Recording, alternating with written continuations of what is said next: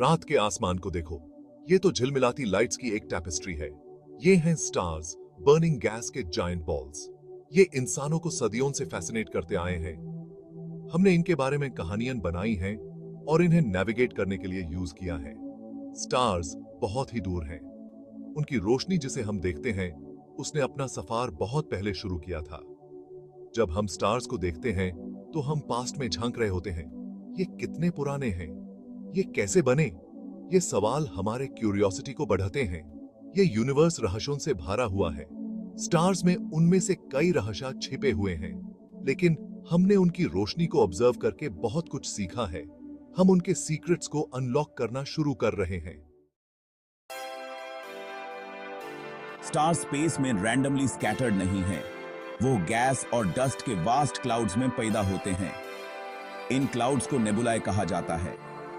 आप उन्हें stellar nurseries की तरह इमेजिन कर सकते हो। एक नेबुला के अंदर ग्रेविटी सब कुछ अपनी तरफ खींचती है। जैसे ही क्लाउड कोलैप्स होता है, वो गर्म होने लगता है। आखिरकार कोर इतना गर्म और देर से हो जाता है कि न्यूक्लियर फ्यूजन शुरू हो जाता है। यह वो प्रोसेस है जहां हाइड्रोजन एटम्स फ्यूज होकर हीलियम बनाते हैं, जिससे बहुत सारी एनर्जी रिलीज होती है। एक स्टार का जंप होता है। एक स्टार का जंप एक स्पेक्टेकुलर इवेंट होता है। ये चमकता है, आसपास के गैस और डस्ट को इल्यूमिनेट करता है, लेकिन यह एक स्लो प्रोसेस है। एक स्टार को पूरी तरह से फॉर्म होने में लैक्स ऑफ इयर्स लगते हैं। हम एक स्टार की एज कैसे पता लगाते हैं? ये तो ऐसे ही है जैसे बिना पेट को काटे उसकी उम्र का अंदाजा लगाओ। हम क्लेवर टेक्निक्स यूज करते हैं।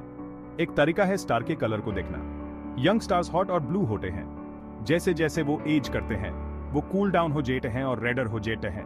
एक ठंडे होते हुए मेटल के पीस के बेर में सोचो, वो रेड ग्लो करता है, फिर फेडे हो जाता है। स्टार्स भी ऐसे ही होते हैं। दूसरा क्लू है स्टार की ब्राइटनेस। मोर मैसिव स्टार्स ज्यादा ब्राइट बर्न करते हैं, लेकिन कम टाइम के लिए जीते हैं। वो एक बोनफायर की तरह होते हैं, तेज जलते हैं लेकिन जल्दी बुझ जाते हैं। स्मॉलर स्टार्स एम्बर्स की तरह होते हैं, हल्के ग्लो करते हैं लेकिन बहुत लंबे समय तक। Section 4, a universe of diversity, a stellar catalogue. सभी स्टार्स एक जैसे नहीं होते। वो अलग अलग साइजेस, कलर्स और टेम्परेचर्स में आते हैं। हमारा सन एक येलो ड्वार्फ स्टार है, साइज में प्रिटी एवरेज। कुछ स्टार्स जायंट्स होते हैं, हमारे सन से हंड्रेड्स ऑफ टाइम्स बड़ा। दूसरे होते हैं टाइनी व्हाइट ड्वार्फ्स, अर्थ की साइज के। कुछ स्टार्स स्टेडी लाइट से शाइन करते हैं, दूसरे पल्सेट करते हैं, टाइम के साथ अपनी ब्राइटनेस चेंज करते हैं। स्टार्स की वैरायटी अस्टाउंडिंग है। उन्हें स्टडी करके हम स्टेलर एवोल्यूशन के डिफरेंट स्टेजेस के बारे में सीखते हैं। हर स्टार के पास अपनी लाइफ और इवेंचुअल डेथ के बारे में बताने के लिए एक कहानी होती है। Section 5, cosmic एबिस, the enigma of black holes. क्या होता है जब एक मैसिव स्टार का फ्यूल खत्म हो जाता है? वो अपना वेट नहीं संभाल पाता। द कोर अपने आप में कोलैप्स हो जाता है, जिसे एक ब्लैक होल बनता है। एक ब्लैक होल की ग्रेविटी इतनी स्ट्रांग होती है कि कुछ भी, यहाँ तक कि लाइट भी, उसे एस्केप नहीं कर सकती। वो एक कॉस्मिक वैक्यूम क्लीनर की तरह होता है, जो पास आने वाली हर चीज को सुक कर लेता है। ब्लैक होल्स मिस्टीरियस ऑब्जेक्ट्स हैं। हम उन्हें डायरेक्टली नहीं देख सकते, लेकिन हम उनकी प्रेजेंस को डिटेक्ट कर सकते हैं कि वो नियरबाई स्टार्स और गैस को कैसे अफेक्ट करते हैं। वो एक रिमाइंडर है कि ये यूनिवर्स वंडर्स से भरा हुआ है, जिसको हम अभी समझना शुरू ही कर रहे हैं। Section 6, the uncharted cosmos, an invitation to explore. Stars हमेशा से वंडर का एक एहसास देते हैं।